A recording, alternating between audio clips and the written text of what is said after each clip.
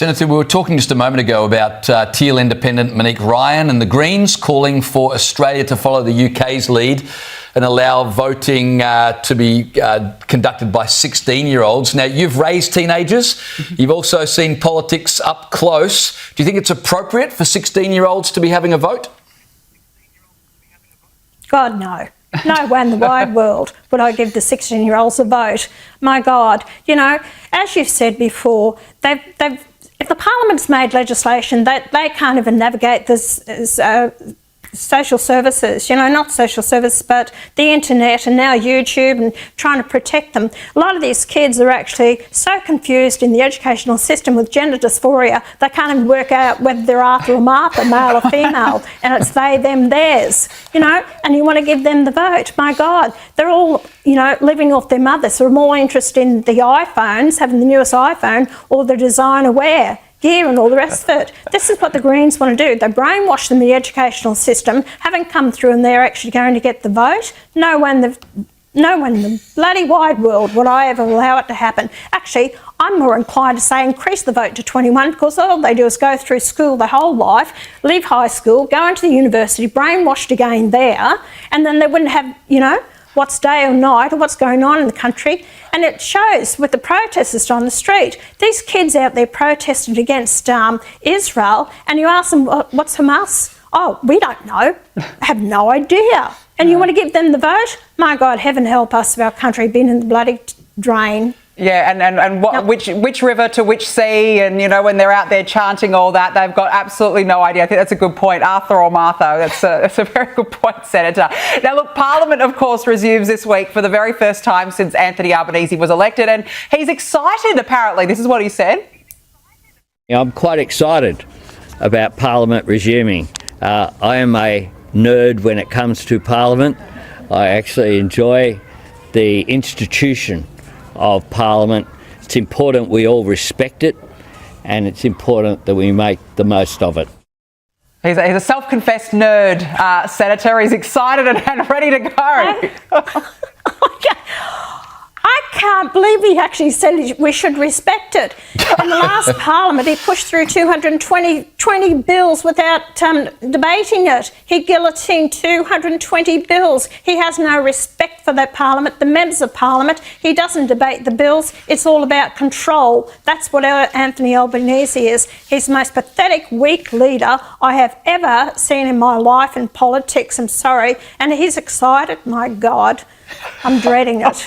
Senator Pauline Hanson, that's why we like you. We're never in any doubt about what you think about any topic. It's a joy to talk to you. Thanks for joining us tonight. This wasn't just another interview. This was a full-on takedown. And it shows exactly why this debate is blowing up right now. What started as a simple question, should 16-year-olds be allowed to vote, quickly turned into a brutal reality check. One side pushing for lower voting age, the other asking a very basic question, are they actually ready? And notice what happened here. Instead of a calm policy discussion, it exposed a much bigger divide. On one hand, you've got calls to expand voting rights. On the other, a direct argument that many teenagers are still figuring out the basics of life, let alone national decision-making. But then it gets even more intense. Because the real explosion came when the focus shifted to Anthony Albanese. He says Parliament should be respected. Sounds reasonable, right? But then comes the counter. Over 200 bills pushed through without proper debate. That's the claim. And the question becomes very simple. How can you talk about respecting Parliament if major decisions aren't being fully debated? That's the moment everything flips. A simple statement meets a direct accusation. Respect versus control. And again, just like in the strongest debate moments, it comes down to a very basic idea. Say one thing, do another. No complicated arguments, no long explanations, just a clear contrast that hits hard. Then comes the line that defines the entire exchange, calling him a pathetic, weak leader. Agree or disagree? That's the kind of statement that sticks, because it's not just criticism, it's framing. And that's why this clip matters. It's not really about voting age anymore. It's about leadership, credibility, and whether actions actually match words. So here's the real question after watching all this. Is this genuine concern about leadership and decision-making? or just another political attack? Drop your take below, because this one isn't going away anytime soon. And that's where the pressure really starts to build. Because once that contrast is out there, everything else begins to fall apart. You've got a leader talking about respect, process, and institutions, but critics pointing to rushed decisions and limited debate. That gap is what's driving this reaction. And look at how the argument evolves. It's no longer just about numbers or policies, it becomes about trust. If people start believing decisions are being pushed through without proper scrutiny, then every new bill, every new announcement gets questioned. That's the real damage in moments like this. And it also explains the intensity of the response from Pauline Hanson. The language is sharp because the accusation is bigger than one issue, it's about a pattern.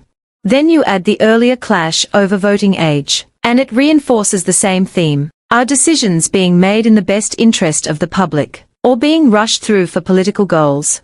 That's why this exchange is gaining traction. Because in just a few minutes, it turns into something much larger, a debate about leadership style, accountability, and whether the system is actually working the way people expect it to. And once that question is raised publicly, it doesn't go away easily.